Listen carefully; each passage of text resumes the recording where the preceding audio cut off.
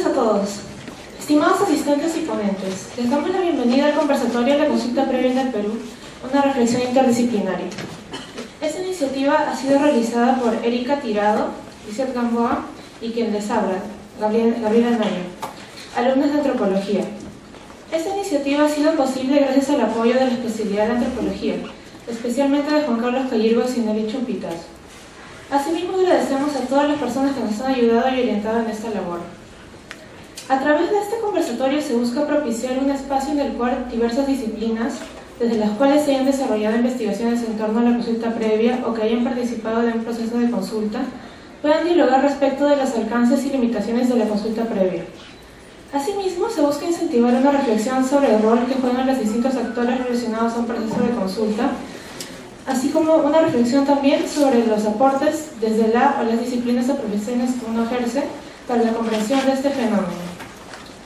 La consulta previa se basa en un convenio internacional que a la vez permite y requiere una adecuación al contexto peruano.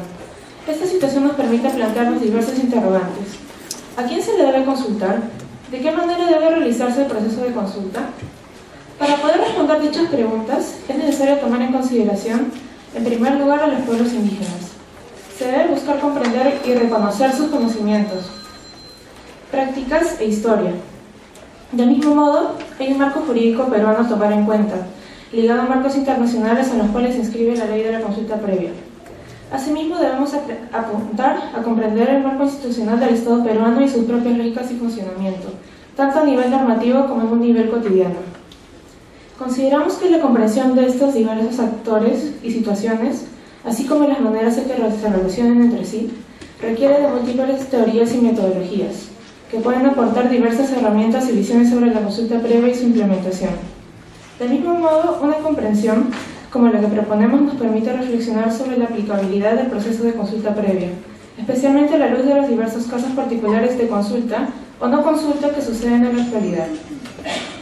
Esperamos que este conversatorio contribuya a dar pie a un diálogo interdisciplinario y también esperamos que en el futuro surjan más espacios que busquen contribuir al análisis y reflexión del tema. Sin más, le doy paso a mi compañera Erika Tirado.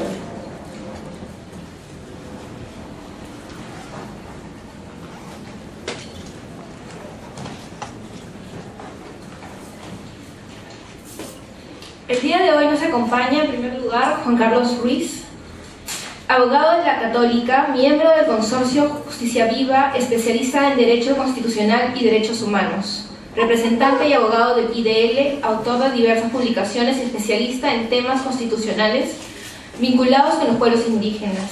En segundo lugar, se encuentra con nosotros Hernán Coronado, abogado especialista en Derecho de Pueblos Indígenas, es consultor del Sistema de Naciones Unidas en temas de pueblos indígenas. Ha sido asesor en temas de Derecho de Pueblos Indígenas del Despacho Ministerial y del Ministerio de Interculturalidad.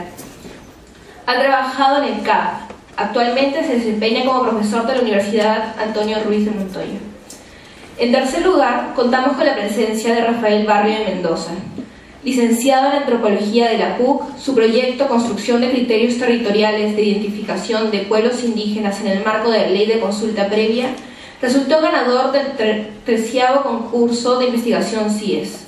Actualmente se desempeña como asistente de investigación en el área de recursos naturales, industrias extractivas y conflictos sociales en el GRADE. Finalmente, nos acompaña Gustavo Zambrano, abogado de la PUC y magíster en Business Ethics por la Universidad de Linköping, consultor en tema de consulta previa, derecho de los pueblos indígenas en aislamiento y gestión pública intercultural. Miembro del Grupo de Investigación en Gestión y Políticas Públicas de la Escuela de Gobierno PUC. Actualmente se desempeña como profesor de la Facultad de Derecho PUC y como investigador senior del AIDE. Bueno, ahora pasaremos a explicar un poco la dinámica del debate. Esta se dividirá en dos bloques. En el primero se discutirá sobre el sujeto de consulta y en el segundo sobre la implementación del proceso de consulta. Cada bloque cuenta con una primera ronda en la cual cada ponente tiene 7 minutos para desarrollar su respuesta y una segunda ronda en la cual cada ponente tiene 4 minutos para replicar. A su parecer, las respuestas de los demás ponentes. Ahora, para que ustedes estén un poco al tanto del tiempo, mis compañeras Lizeth y Gabriela harán uso de unas fichas. Cuando falten 3 minutos, ellas van a levantar la primera ficha, y cuando falte 1 minuto, se levantará la segunda ficha. Bueno, por último, cuando ya pasemos esto, pasamos a una ronda de preguntas por parte del público. Bueno, ya me he explicado esto. La primera pregunta que desarrollaremos será: ¿quién debe de ser consultado? Juan Carlos, iniciamos contigo. Sí. 7 minutos para los argumentos.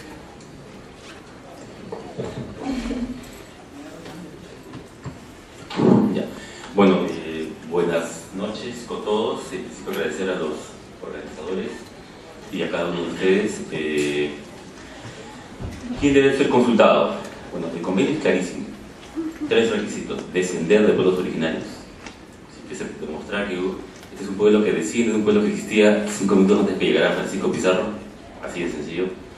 Conservar todas o parte de las costumbres, lo dice en el convenio, y tener conciencia que uno es parte de un pueblo que es diferente de los demás. El convenio dice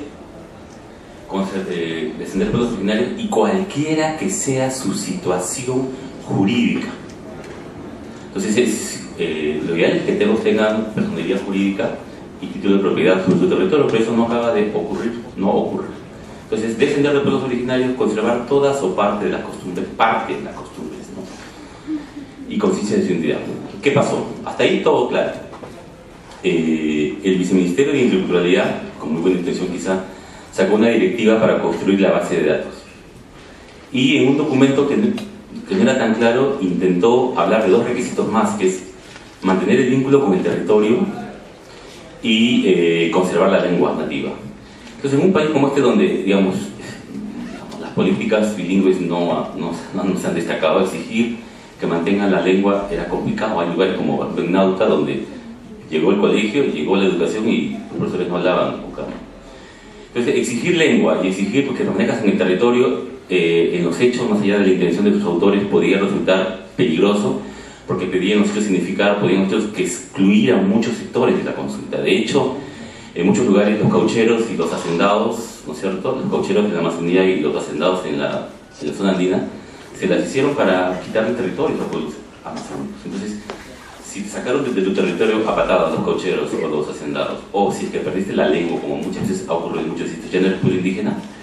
Pero en realidad, siendo justos, en realidad es en la ley de consulta, en el artículo 7 de la ley de consulta, donde ya hay un intento por crear nuevos requisitos para excluir en los hechos, más allá de la intención de sus autores, a las posibles personas que puedan ser consultadas. ¿Ya? Ese es el debate ahorita. Ahorita acaba de ocurrir lo de Curinico, ¿saben? Ese derrame, ¿no es cierto? Están 2 o 3 mil barriles de petróleo, está en Nauta 12 horas en deslizador. Automáticamente ayudamos a las comunidades alrededor de Curinico para que se apersonen ante OEFA como terceros civiles, porque OEFA contempla medidas correctivas. Y recibo una llamada que me dice: demuéstrame que la comunidad Curinico, la comunidad Urarina, la comunidad Nueva Esperanza, la comunidad Nueva Santa Rosa existen. Entonces, a 15 horas de Nauta, pedir una ficha registral es surrealista, ¿no es cierto? La Constitución dice que por la simple existencia tiene personalidad jurídica las comunidades nativas y comunidades campesinas. Entonces todavía hay cierta incomprensión. O sea, en el caso de pueblos indígenas no puede uno aplicar toda la cultura registral que a los abogados les encanta, ¿cierto? Uno tiene que flexibilizar. Hay otras maneras quizá de presentar eso, ¿no? Bueno, ¿por qué es importante la discusión sobre quiénes son pueblos indígenas? Yo creo que es muy importante porque ahí se va a definir, y por eso la importancia del censo que se viene. Hay experiencias en otros países que son fatales, ¿no?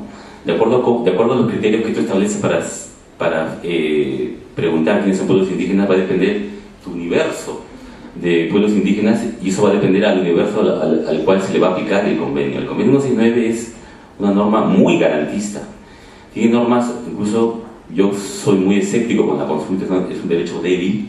Hay derechos más potentes, por ejemplo el derecho a beneficiarse. Hay el derecho de los pueblos indígenas a beneficiarse de la explotación de recursos naturales en su territorio, que es más potente. Bueno, la discusión sobre quién es pueblo indígena es fundamental para ver a quiénes se les va a aplicar el convenio 169. No es casual que ya en algún momento se haya propuesto salirnos de la competencia del convenio 169, ¿no? A pesar de que eso es totalmente, digamos, imposible, porque el tribunal ha dicho algo que quizás los abogados lo entiendan más, ¿no? El tribunal ha dicho una cosa que ha dicho parte del contenido constitucional del derecho a la consulta, no, parte del contenido constitucional del derecho a la identidad cultural es la consulta. Entonces, ¿cómo sin convenio? ¿Cómo sin sentencia de la Corte Interamericana? Ha dicho el derecho a la identidad cultural contenido en el artículo 219 de la Constitución. Parte de ese contenido es la consulta. Con lo cual ha enganchado consulta con identidad cultural. Entonces, lo que ha dicho es el fundamento de la consulta, además del convenio 169, además de lo que dice la Corte Interamericana, es el derecho a la identidad cultural que está en nuestra Constitución. Con lo cual, si en algún momento a alguien se le ocurre decir, no, vamos a salirnos de la competencia del convenio, ¿no es cierto? No es posible, ¿no? Gracias. Bueno, pasamos contigo, Hernán.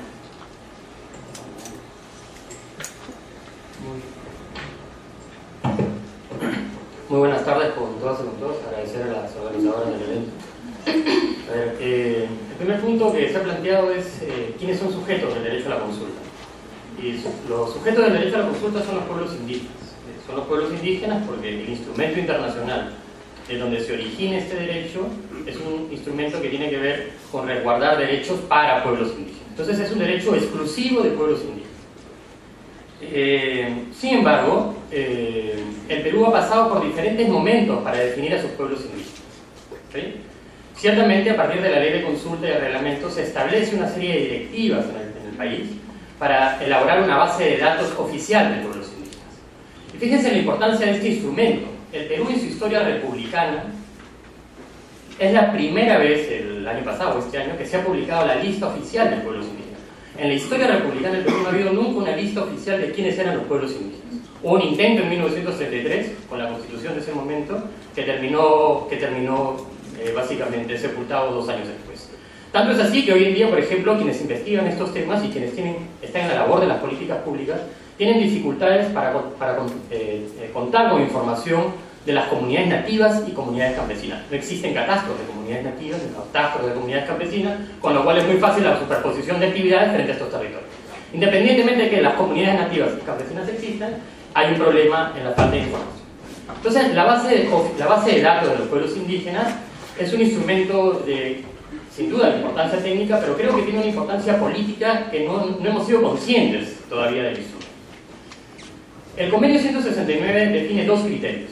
Los criterios objetivos, que son aquellos que se pueden medir, verificar, y el criterio subjetivo, que es la autoidentificación indígena. El criterio objetivo, resumido de alguna manera, tiene que ver con que los pueblos indígenas demuestren que existe una continuidad histórica, que existe conexión territorial y que conservan en parte o en todos sus costumbres. Evidentemente es muy difícil que un pueblo indígena conserve en todos sus costumbres si entendemos que la cultura es un proceso dinámico, no existe una cultura estática. Sin embargo, estos criterios son definidos por el convenio 169 porque el convenio 169 no tiene una definición de pueblos indígenas. Lo único que establece son criterios y son los estados, a través de sus políticas, que implementan estos criterios. Lo ha hecho Ecuador, lo ha hecho Colombia, lo ha hecho Venezuela en su constitución, lo ha hecho Chile, incluso antes del convenio 169, y lo hace el Perú por primera vez a partir de la ley de consulta. Sin embargo, acá el tema escapa de lo técnico y se traslapa a lo político. En el Perú no hay un consenso sobre quiénes son los pueblos indígenas. Probablemente exista un consenso sobre que las comunidades nativas son indígenas, pero la discusión de fondo es si las comunidades campesinas son parte de pueblos indígenas. Una manera restrictiva de entender la ley y el convenio 169 es lo que se plantea al momento de señalar que la única fuente de identificación de los pueblos indígenas es la lengua. Eso es falso, por una sencilla razón. La lengua es un indicador, pero no es un criterio único. Tal es así que dentro de la lista de los 52 pueblos indígenas, hay pueblos indígenas que no hablan la lengua indígena. El pueblo Uro, que está dentro de la lengua indígena, no habla el Uro. Sin embargo, se determina su existencia como pueblo indígena por otras formas o otro uso de instituciones, como por ejemplo el manejo de la tierra comunal, la forma de organización, etc. Ocurre de la misma manera con el caso amazónico. Los Okama han perdido históricamente su lengua producto de diferentes procesos: el caucho, las misiones, la educación. Hoy en día existen muchos indígenas cocamas que no hablan el cocama, pero eso no hace que no sean indígenas.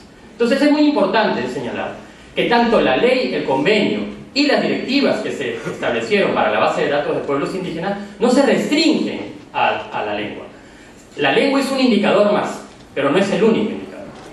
Entonces es muy importante que en este debate que ustedes han iniciado hoy sobre el tema de la consulta nos centremos no en la cuestión técnica, porque la cuestión técnica está clara, digamos. Acá hay una cuestión política que no está resuelta del todo.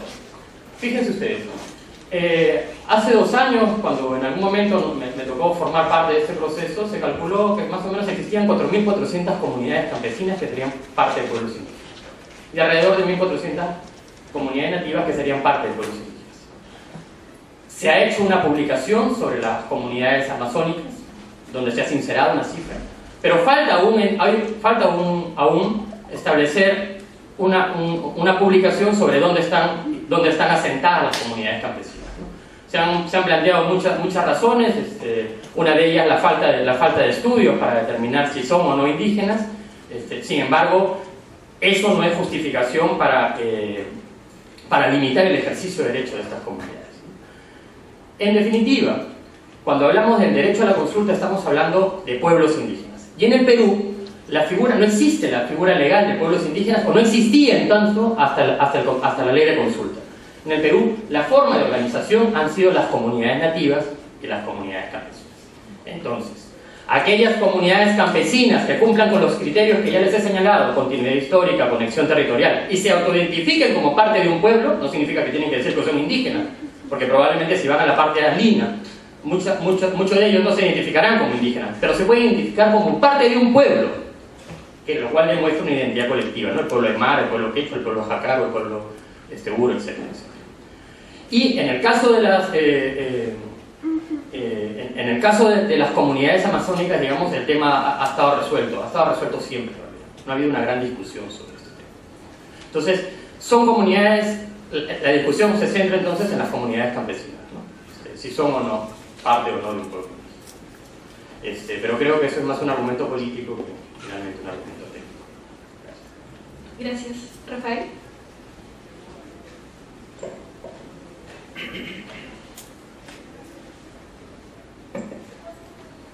Bueno, buenas noches, ¿ya? ¿Sí? Bueno, agradecer a las organizadoras y a la especialidad de antropología por la invitación.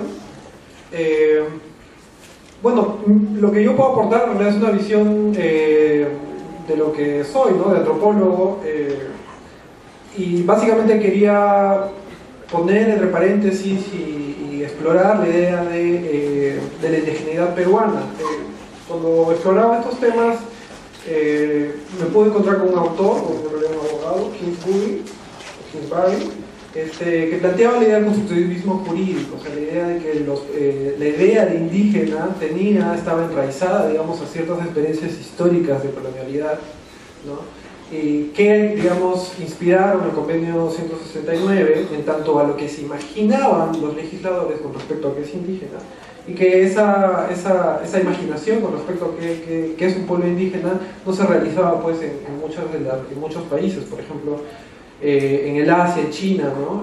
La famosa controversia asiática, ¿no? Donde no hubo pues una ocupación colonial sostenida, entonces quiénes son indígenas, quiénes no son indígenas, etc. Entonces Kingsbury propone entender lo indígena a partir de una realización de cuáles son los efectos de la indigeneidad, ¿no? O sea, básicamente la vulnerabilidad, la subordinación, la diferencia cultural dentro de unas sociedades mayores, y cómo es que estas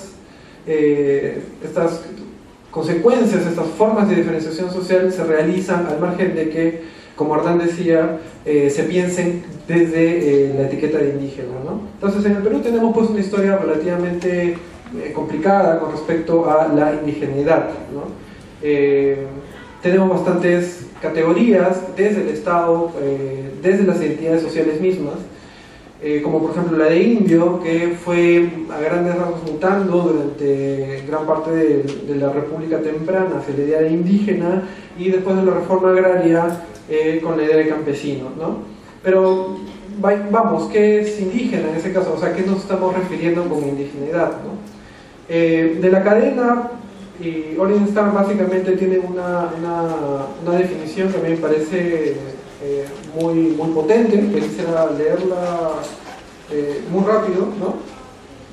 Se preguntan ellos, ¿cómo entonces podría ser reconceptualizada la indigeneidad? Un punto de partida fundamental es reconocer que esta surge solo en campos sociales amplios de diferencia y de igualdad y adquiere su significado positivo, no de algunas propiedades esenciales propias, sino a través de su relación con lo que no es, con lo que ella excede o carece. Esto no significa que la condición indígena sea de algún modo derivada o que no cuente con grandes visiones o orientaciones propias. Lo que sí significa es que las prácticas culturales, las instituciones y las políticas indígenas devienen indígenas en articulación con lo que no se considera indígena dentro de una formación social particular en la que existe.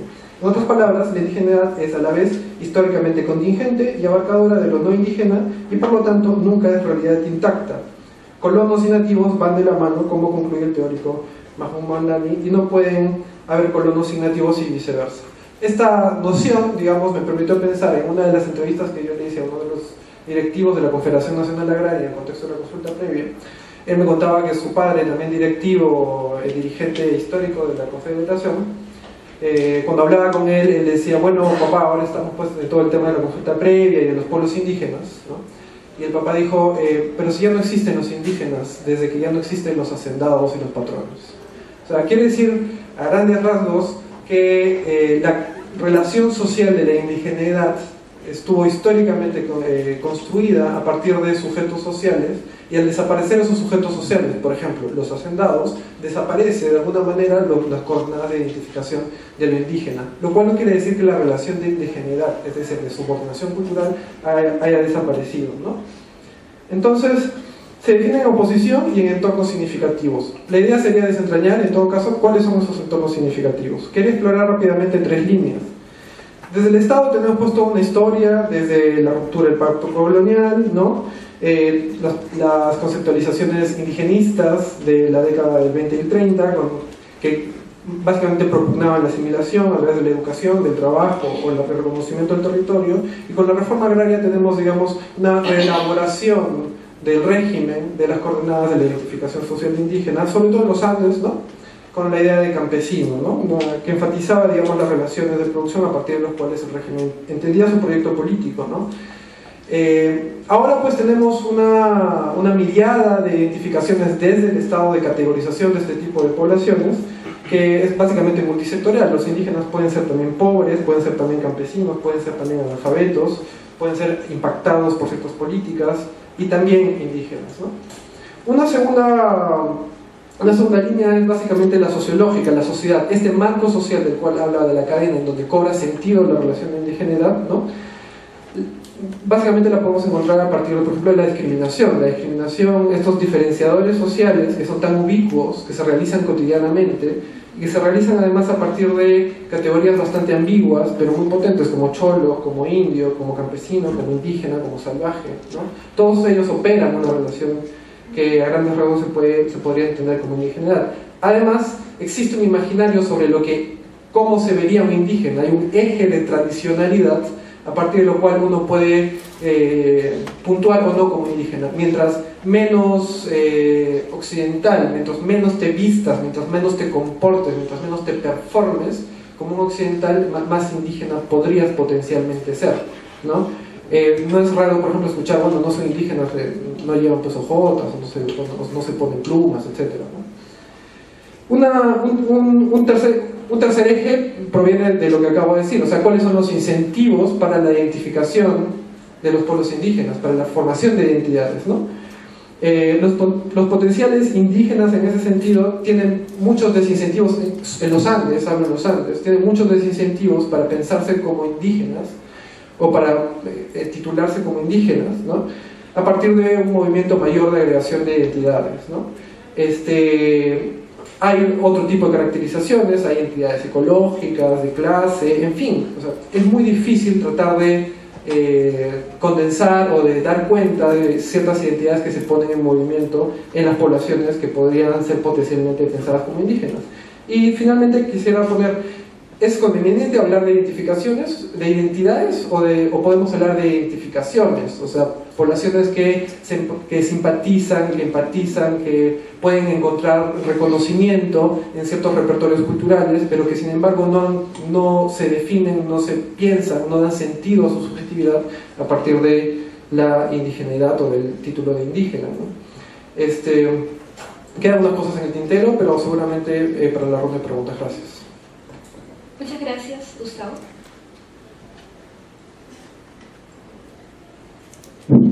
Buenas noches con todos y todas. Bueno, antes de nada, muchas gracias por la invitación. Creo que es una muy buena iniciativa por parte de no solamente el equipo conformado por las personas que nos han invitado, sino también por la especialidad de antropología. Creo que es un tema sobre el cual todavía va a generar debate. Y no quisiera repetir lo que han dicho las personas que me han antecedido, sino que quisiera yo ir armando algunas ideas. O sea, una que me llama mucho la atención y que ha salido justamente de la última presentación es que hablar de cultura, ¿no? Particularmente estoy de la opinión que el Convenio 169 tiene un fuerte componente relacionado al tema de la cultura. ¿Okay? Claro, ahí eso deviene con una pregunta complementaria, que es ¿qué cosa es la cultura? Pero ¿por qué afirmo que el Convenio 169 tiene esa suerte de componente relacionado al tema de cultura? No es que esté escrito adaptado de esa manera. Sin embargo, cuando uno tiene una lectura del documento de una forma mucho más integral, más allá de una lectura netamente jurídica, lo que va a encontrar es una suerte de posicionamiento en el ámbito internacional respecto a una forma como el Estado históricamente ha venido actuando y que debería dejar de actuar. ¿Por qué? Porque esa forma histórica de actuación, que incluso podríamos denominar de asimilación o imposición de ideas, como queramos llamarlo, generó de alguna u otra manera la afectación en las condiciones de vida de determinado grupo de personas, principalmente porque tenían ejes culturales distintos. Entonces, el objetivo del convenio, la finalidad misma, apunta a que sea un instrumento de diálogo intercultural. Y cuando en el documento habla de diálogo intercultural, de lo que está hablando es diálogo entre culturas. Por ende, estamos diciendo que los pueblos indígenas son culturas cuyas formas de vida, de alguna u otra manera, se han visto afectadas históricamente por su relación con el Estado. Entonces, ese creo que es un eje muy fuerte sobre el cual debemos volver a discutir para poder entender entonces luego quiénes serían sujetos de consulta previa. ¿Por qué lo digo? Porque hablar del convenio, hablar de los derechos colectivos de los pueblos indígenas y hablar de consulta previa nos exige entonces un diálogo entre distintas disciplinas, como bien se ha señalado anteriormente, ¿no? Disciplinas que van más allá de las especializaciones, sino que van en el ámbito de discutir, por ejemplo, cómo entender el derecho a la identidad cultural. Si ustedes revisan, y tienen la oportunidad de revisar, yo lo he podido hacer, algunas de las sentencias del Tribunal Constitucional vinculadas al tema de identidad cultural, tienen un matiz que no necesariamente conversa con lo que es el convenio plantea o busca plantear, o incluso desde las ciencias sociales. Y eso creo que genera un problema, y principalmente porque lo está entendiendo más como manifestaciones, no lo está entendiendo como formas de vida. Y creo que eso puede generar algún tipo de problema al momento de, por ejemplo, quienes somos abogados, querer interpretar cómo se ejerce el derecho a la identidad cultural. Es un ejemplo, pero ejemplos pueden haber varios. Entonces, ¿quiénes son sujetos de derecho a la consulta? Los pueblos indígenas, sí, perfecto. Pero ¿cómo yo reconozco un pueblo indígena? ¿Cómo efectivamente puedo estar frente a un pueblo indígena? ¿Cómo puedo saberlo? Creo que es una pregunta completamente válida que cualquier funcionario público no especializado, cualquier persona de a pie, cualquier persona a la que le hace la pregunta en la calle, se va a hacer. Y si se hace esa pregunta, bueno, habrá que darle una respuesta. Entonces creo que la respuesta debe empezar a construirse sobre la base de esta idea de qué cosa es la cultura. Son grupos humanos cuyas formas de vida, de alguna u otra manera, al verse afectadas por políticas históricamente asimilacionistas o como queramos llamarlo, se pueden ver afectadas posteriormente respecto a medidas que el Estado busca implementar. Por ende, habrá que generar relaciones de diálogo intercultural entre este grupo cultural con el Estado para que la medida que se vaya a aprobar pueda pues ser interculturalizada, si la palabra existe.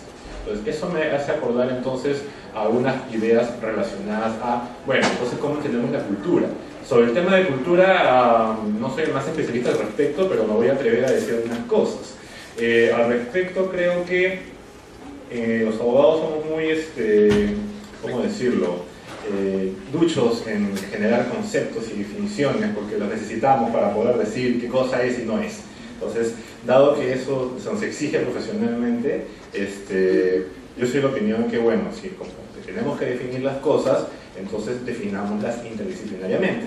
Me parece que, por ejemplo, hay un texto de Sheila Benjamin que habla acerca de la cultura, que podría ayudarnos a entenderla no solamente como estos espacios de movimientos sociales que se encuentran y que empiezan a interactuar, sino que hay diferenciaciones incluso adentro del propio grupo cultural en el que el individuo se va a desenvolver y encontrar. Creo, a lo que voy es que hay que empezar a discutir un marco teórico mucho más sólido, en el sentido de que no es que ahora no lo sea, sino en el sentido de que el que ahora tenemos debiese seguir discutiéndose para darle mayor nivel práctico, que permita efectivamente encontrar una respuesta que permita luego de ello decir, bueno, esto es la cultura. ¿Y la cultura por qué? Porque el Estado tiene que tomar una decisión política, como ya se mencionó. Si el Estado tiene que tomar una decisión política, entonces creo que el paso previo para esa decisión es que tenga claridad, por ejemplo, qué cosa es la cultura, porque si no, no va a tener claro qué cosa es interculturalidad. Y eso es básico. Tiene que responderse. Más allá de si estamos o no de acuerdo con la definición que salga, creo que es un debate necesarísimo. Además, eso también nos lleva a otro tema. ¿Quién es el sujeto de hecho de la consulta previa? Efectivamente, se ha mencionado que estamos frente a comunidades, ámbitos nativos, campesinos, que efectivamente están en el ámbito nacional. Pues bien, la entrada conceptual que nos debería permitir también tener un mayor nivel de acercamiento que consolide pues, una respuesta de si ella es sujeto a una consulta previa, debe sostenerse justamente sobre esta idea de cultura que, por ejemplo, garantice que si se va a llevar a cabo la implementación de algún tipo de medida, pues esa medida no afecte la condición de vida de la persona. Y ahí está la clave. Cuando yo estoy diciendo que no se afecta la condición de vida de una persona, lo que estoy diciendo es actual, sobre el cual seguir revisando y sobre el cual podemos seguir conversando más adelante. Solamente para terminar, ese texto es buenazo, justamente lo estaba revisando yo también. Esta doctora que es Anna Tsing, que desarrolla, y me gusta mucho ese tema, que el sujeto, de hecho, el sujeto derecho pueblo indígena es un sujeto de carácter político, y eso no debemos olvidar. Nada más. Gracias, Gustavo. Ahora pasamos a la ronda de réplicas y comentarios. No sé quién le gustaría empezar.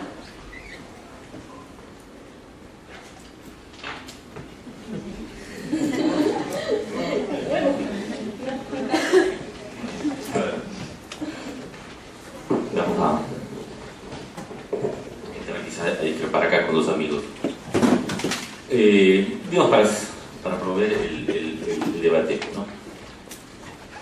Digamos, la base de datos, lo sabe muy bien Hernán, no constituye, ¿no?, los derechos. Los derechos tienen su fundamento en la dignidad. del Estado no crea derechos. Miren todas las sentencias del tribunal. Claro, yo reconozco un derecho que me preexiste. Los derechos vienen de la dignidad humana. Entonces, yo creo que el tema lengua y el tema territorio son importantes como criterios para identificar. Yo estoy de acuerdo con Hernán, ¿no? Pero en un país como este, donde hay una cultura legalista, es decir, los jueces y los abogados tienen una enfermedad, se llama el literalismo, el originalismo que viene, en fin, toda una historia ahí en el mundo anglosajón, de los jueces literalmente. Entonces, en un contexto donde el Estado quiere excluir a algunos pueblos de la consulta, acuérdense cuando Humala promulga la ley de consulta en Nimasa, ustedes miren era un instrumento para la solución de conflictos. El año pasado el ministro de Energía y Minas dijo hay que destrabar la consulta, hay que destrabar las inversiones, y lo que buscaba era exonerar de la consulta a proyectos, grandes proyectos mineros, ¿no es cierto? Donde dicen por ahí que, además hace poco la viceministra de Interculturalidad dijo una cosa así que me quedó sorprendido: creo que los pueblos indígenas están madurando para la consulta. Bueno, tras 19 años que entraba en vigencia el convenio 169, hace 19 años era obligatorio consultar. Tras 19 años que han pasado, es escandaloso que ni una sola concesión minera haya sido consultada. Solamente hubo un solo lote petrolero consultado, que es 2169, y el relator de Naciones Unidas, que no podemos acusarlo de maximalista, lo ha cuestionado porque, por ejemplo, ha dicho que el contrato nunca se lo pasaron a las... O sea, lo que era materia de consulta ni siquiera estuvo en manos de los pueblos indígenas, por poner. Entonces yo creo que en la discusión en un ámbito académico del tema lengua y territorio, yo creo que es válido, como lo dice Hernán, y creo que pueden ayudar. Pero yo creo que también hay que, ¿no?, se acuerdan, ética de la convicción, ¿no?, y ética de las consecuencias, ¿no es cierto? Tener mucho cuidado porque es evidente, y no lo digo yo, cuando ustedes miren, o sea, ustedes miran las demandas del Tribunal Constitucional. La primera demanda, la 0022, el procurador del Ministerio de Energía y Minas, vamos a ver la página, creo que era. cuando intenta argumentar por qué no ha consultado, echa mano a todo, ¿no? Y uno de los argumentos es que no, que el mestizaje, que todos son mestizos, que no existen pueblos indígenas. Entonces, yo creo que hay que tener mucho, yo creo que vuelo, hay que leer, digamos, esta mirada, yo creo que técnica, pero también hay que tener mucho cuidado con las consecuencias. Y en un país donde es evidente que la consulta ha pasado de ser la herramienta de diálogo, de armonización de proyectos, donde se ha pasado a convertir en la gran traba de la inversión. O sea, entonces, yo creo que habría que tener mucho cuidado con esta herramienta. La base de datos es un instrumento importante, pero hay que tener mucho cuidado con las consecuencias y cómo va a ser tomado. De hecho, cuando IDL se dedica a litigar casos, acabamos de ganar un caso la semana pasada, ha declarado fundado la demanda de amparo que presentó Pueblo Pucama para que se le consulte la hidrovía, ¿no? Pero los argumentos que sacó por inversión para no consultar van desde que existen pueblos indígenas hasta que todos están mestizos. Entonces, por eso yo creo que hay que tener mucho cuidado cómo leemos, cómo los diferentes operadores leen. Otra vez, los abogados, o sea, la literalidad, es una enfermedad, la adicción a la norma. Entonces, la cultura legalista, este literalismo es una enfermedad así crónica, perversa entre los abogados. Gracias. Hernán. Sí. A ver. Algunas reflexiones, y trataré que sean quizás las últimas reflexiones en este espacio, menos mías, ¿no? Desde un punto de vista legal. Miren, los estados, la obligación de los estados no es crear a los pueblos indígenas. Los estados no crean jurídicamente a los pueblos indígenas. Los estados solo reconocen lo que ya existe. Esa es la obligación de los estados. El estado reconoce lo que ya existe. ¿Está bien? Justamente por esta noción de derechos preexistentes. Y más aún en el caso de pueblos indígenas, porque se entiende que ellos estaban antes de la conformación de la república, antes de la demarcación de las fronteras estatales. ¿Está bien? Entonces, los estados reconocen lo que ya existe. El debate está en si ese reconocimiento es el adecuado o si es que los estados están siendo amplios al momento de reconocer los derechos de los pueblos indígenas. Y acá hay una discusión que creo que no es una discusión ni jurídica ni técnica, es una discusión política. La situación es, en el Perú, las formas de organización de los pueblos indígenas son o comunidades nativas o algunas comunidades campesinas. Y digo algunas porque yo creo que algunas comunidades campesinas de la costa no lo son. Digamos, la comunidad campesina de Asia, a 90 kilómetros de acá, dudo mucho que forme parte de un pueblo indígena. Entonces, las formas de organización de los pueblos indígenas ha sido a través de las comunidades. ¿Está bien? Esa forma de organización está en cuestión hoy en día está en cuestión hoy en día en el campo andino. Y justamente no por cuestiones técnicas, está básicamente en cuestión por cuestiones políticas. El tema de cuántas consultas mineras se han realizado en la parte andina. En los 19 años del convenio y en los 2 o 3 que tiene la ley de consulta, no existe una sola consulta minera. ¿Eso ha significado de que se hayan paralizado los proyectos mineros? ¿Eso ha significado que en el último año se hayan paralizado las autorizaciones de inicio de exploración de proyectos mineros en territorios de pueblos indígenas? No. Basta que ustedes entren a la página web del Ministerio de Energía y Minas, y creo que si el Ministerio de Energía y Minas tiene algo positivo, es que publica todo en su página web, y verán ustedes cuántas autorizaciones de inicio de exploración se han otorgado en el año pasado y este año. Y se darán cuenta si es que la consulta implicó una traba para la inversión. La consulta no es ninguna traba. Tanto es así que se han seguido otorgando proyectos mineros sin realizar procesos de consulta. Creo sí, sin embargo, en el caso de la lengua, y con esto concluyo, yo soy de los que me gusta hacer una interpretación progresiva de la norma, no una interpretación restrictiva de la norma. Una interpretación restrictiva de la norma podría implicar solamente basarnos en una discusión de si los indígenas quieren o no una lengua indígena. Y eso es una forma restrictiva de entender el derecho a la consulta, el derecho de los pueblos indígenas, incluso el de los derechos lingüísticos de los pueblos indígenas. Una mirada progresiva del asunto implica entender que los pueblos indígenas tienen formas distintas de organización, distintas formas de instituciones, y que una de esas instituciones es la lengua, pero no es la única.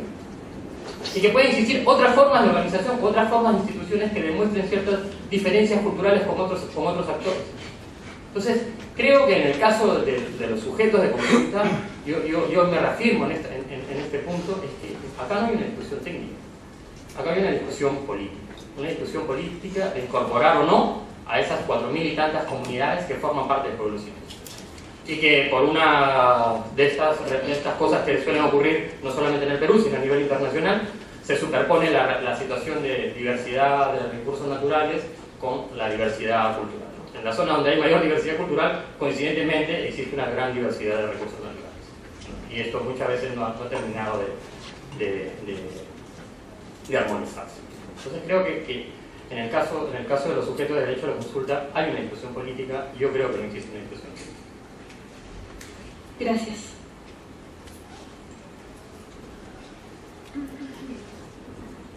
Bueno, yo creo que digamos, este debate entre lo político y lo técnico es bastante pertinente. Yo creo que muchas cosas están en juego en los dos espacios. Es la política donde nos tenemos que poner de acuerdo, digamos, qué es lo que estamos entendiendo por indígena, y a partir de ahí construir cierta racionalidad técnica para justamente tratar de dar cuenta de aquello sobre lo cual nos hemos puesto de acuerdo. Es evidente pues que sobre las comunidades campesinas andinas, ¿no? No nos hemos puesto de acuerdo políticamente sobre su indigeneidad, ¿no? Si aplicamos, digamos, los criterios que el convenio 169 y la ley de consulta previa proponen para la identificación de pueblos indígenas, vamos a tener en las sumas y restas que algunas comunidades campesinas van a ser más o menos potencialmente identificables como tales, como indígenas, y a la larga vamos a tener ganadores y perdedores con respecto a eso. Yo creo que una salida interesante justamente es, primero, complejizar la base de datos. La base de datos me parece que es interesante, está bien, empezar es un punto de partida, pero tiene que ser complejizada no a partir de descripciones, digamos, que traten de enfatizar la diferencia cultural a grandes rasgos, tendiendo hacia el esencialismo en algunos casos, de los pueblos reconocidos, al menos en los Andes, sino justamente tratar de reconstruir históricamente cómo es que estas comunidades o estos grupos sociales han devenido en subordinados, y cuáles son las razones por las cuales, o aquellas dimensiones principales por las cuales esa subordinación y esa diferencia cultural se ha realizado, y de qué tipo de diferencia cultural estamos hablando. Es un tema territorial, es un tema de yo manejo distinto mi territorio y las formas legales de propiedad privada o propiedad colectiva no dan cuenta, digamos, de la complejidad de derechos con los cuales yo manejo mi entorno físico. Es un tema de que la forma en la cual se educa no está en consonancia, digamos, con mi lengua y con mis tradiciones pedagógicas, etc. Entonces hay, digamos, puntos en los cuales la diferencia cultural no va a ser fructifica, digamos, emerge, se plantea como tal, y uno de los indicadores es la conflictividad, justamente, ¿no? Entonces la petición de parte puede ser interesante en un segundo aspecto, ¿no? O sea, el Estado propone una serie de pueblos indígenas reconocidos, los puede complejizar, ¿de acuerdo? A partir de un conocimiento mucho más fino, un peritaje mucho más fino interdisciplinario, ¿no? Eso por un lado. Pero por el otro, pues, escuchemos, y yo creo que eso ya sucede, escuchemos pues a las comunidades y a los grupos sociales que les interesa pues ser consultados, porque consideran que tienen algunos rasgos potenciales que los hacen susceptibles de ser pensados como indígenas, en todo caso, ¿no?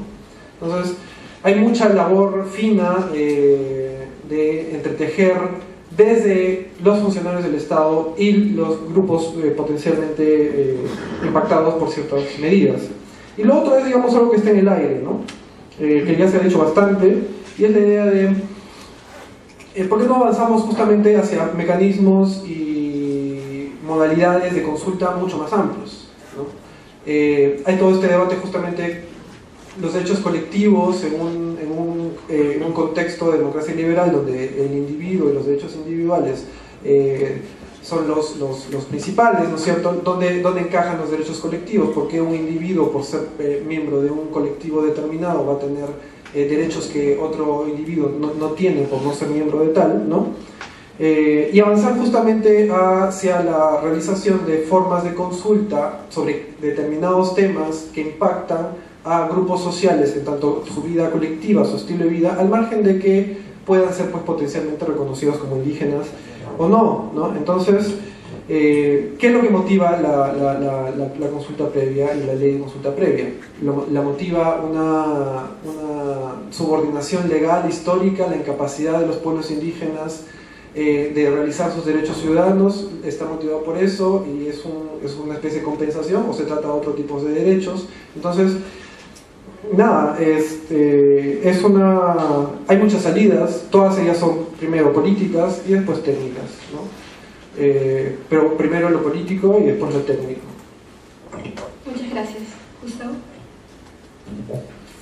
Sí, sobre ese punto de lo político y lo técnico, creo que es un tema bien interesante y me hizo acordar algo que quizás venga a colación, que tiene que ver con el diseño de las políticas públicas, ¿no? Hay autores que plantean, por ejemplo, que en el diseño de una política pública, y creo que en el tema consulta previa, efectivamente estamos hablando de una política pública, no solamente estamos hablando de un ciclo de la política pública que empieza desde el diseño hasta la implementación y la evaluación, sino que en el proceso de diseño se va a llevar a cabo justamente un debate político en el más amplio sentido de la palabra, y ese debate político necesariamente tiene dos características, entre otras. La primera es que van a tener que tomarse decisiones, y eso implica el establecimiento de acuerdos, más allá de la consulta. Y la segunda es que en ese proceso de debate por alcanzar los acuerdos de carácter político que permitan ser el asidero de la política pública, van a haber ganadores y perdedores.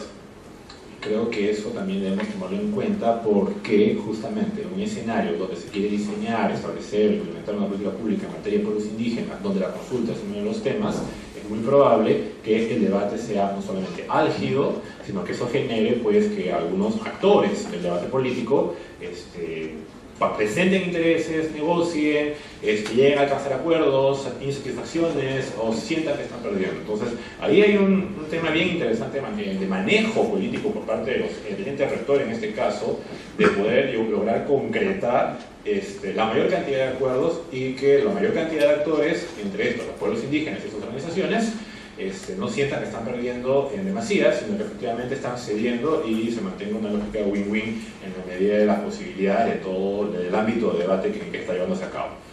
Eso lo menciono sobre todo porque, y ahí me reitero nuevamente, sí es importante, estamos en un escenario donde hablar del sujeto de la consulta previa requiere, entre otras cosas, dentro del espacio de implementación del proceso de consulta, de no solamente un debate técnico, sino también un debate político, y eso va a repercutir en la elaboración de un mayor nivel de implementación de herramientas de gestión pública, entre las que podemos mencionar protocolos, guías, etcétera, etcétera, que le ayuden a los funcionarios públicos. Creo que el escenario que estamos viviendo no se restringe a los 17 procesos de consulta previa que están llevándose a cabo a nivel nacional, y bien por ello, sino a todos los funcionarios públicos del país.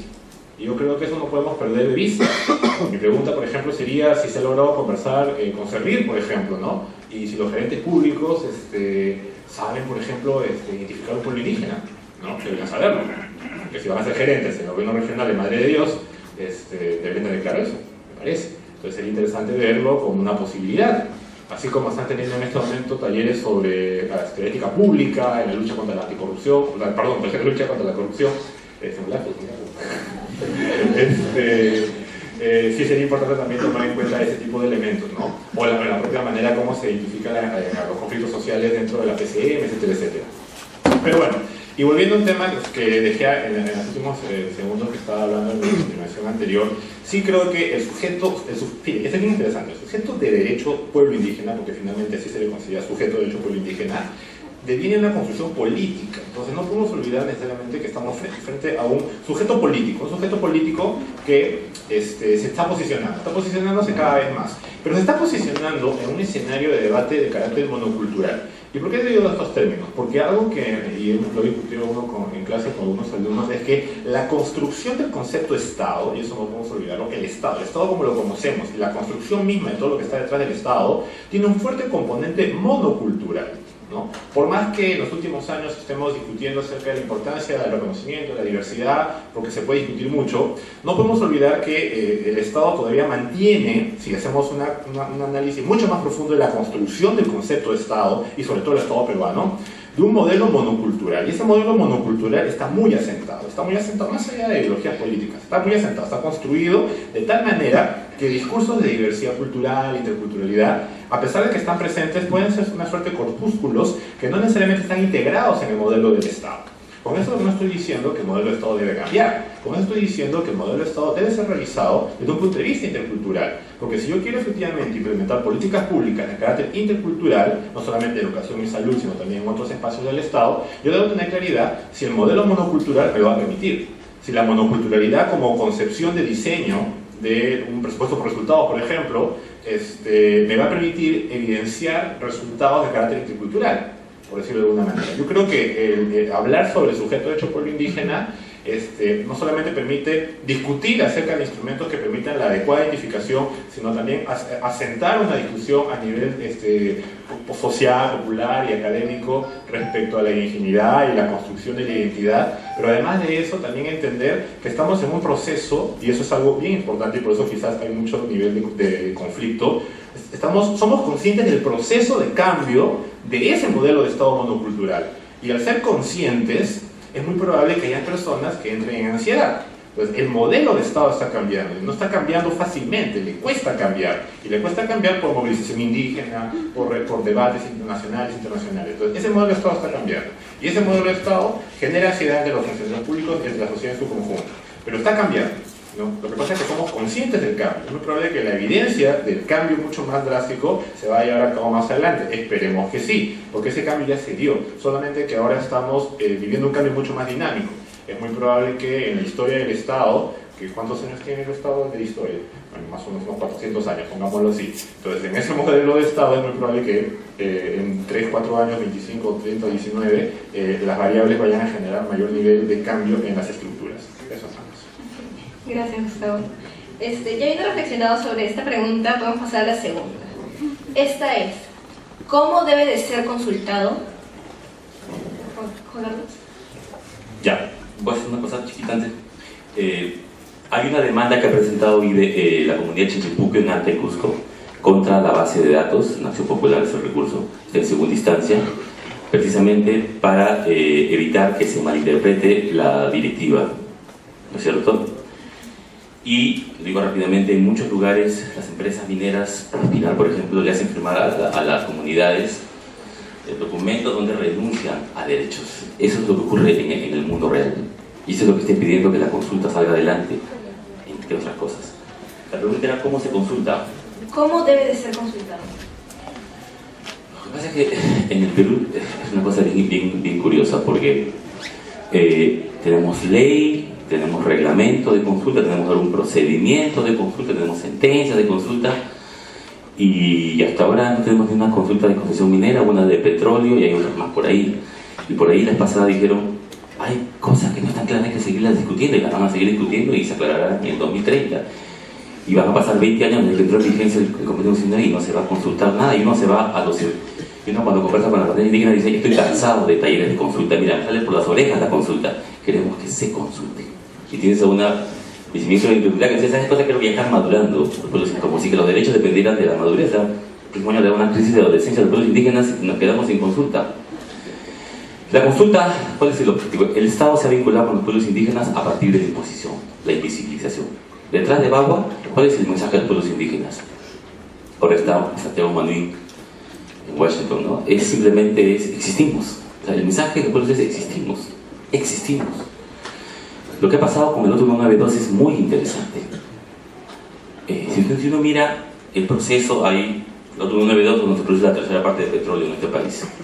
Y hay 4 federaciones que se han puesto de acuerdo para negociar con el Estado la renovación del contrato. Y si uno mira todo en perspectiva, podemos discutirlo, pero yo creo que han pasado a ser entendidos como víctimas como sujetos, y hoy día se sientan con el Estado y están negociando. Y no han hecho así, sino han dicho, no, queremos primero, repárame, 40 años de actividad de explotación petrolera irresponsable, donde han vertido aguas residuales en los pozos.